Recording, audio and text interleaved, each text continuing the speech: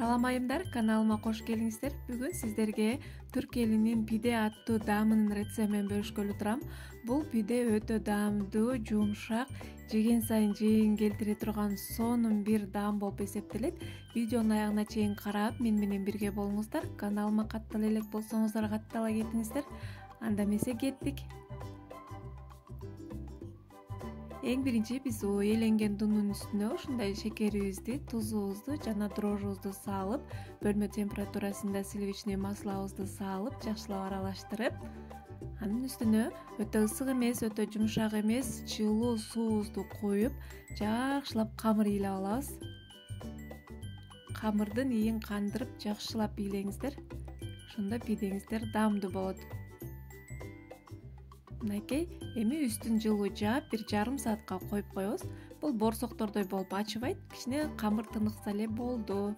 Мынакей камырыбыз да тыныгып калды. Эми тең ортосунан бөлүп, зубала тутабыз дагы.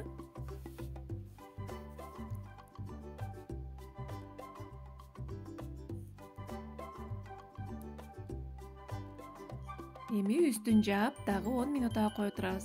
Ага чейин салмасын даярлайлы. Бул бизде перец ушундай болуп туурап алабыз. Андан кийин помидорду туурап алыңыздар. Жукарак кылып ушундай болуп туурап, бул жерде менде ышталган колбасаны да ушундай кылып халал түрүн алып туурап аласыздар.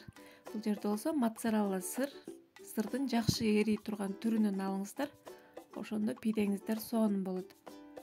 Мынакей ушундай кылып кыргычтан өткөзүп алабыз дагы.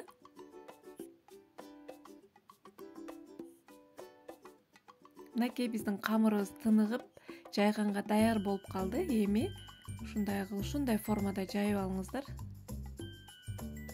Тоголок эмес, сүйрүү формада жайып алабыз. Өзүңүздөрдүн листиңиздерге ылайыктап жайып аласыздар. Андан кийин биринчи сырыбызды салып, өтө даамдуу болот. Колбасабызды тизип чыгабыз. Андан кийин ортосуна ушундай туурап алган перецибизди салып, кызыл түрүн, жашыл түрүн, сары түрүн колдонсоңуздар болот. Андан кийин помидор.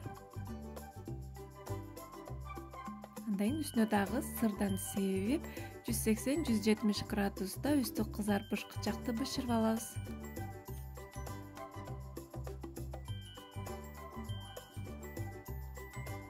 Чекелерин ушундай кылып кооздоп, өрүп койсоңуздар болот. Андан сайын өтө кооз пиде болуп чыгат. Мынакей даяр.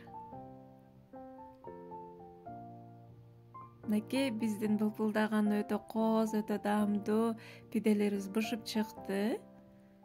Ысыгында жесеңиздер, өтө даамдуу болот. Сиздер да жасап көрүңүздөр сөзсүз түрдө. Видеону көргөнүңүздөргө чоң рахмат. Кийинки көрүшкөнгө чейин аман болуңуздар.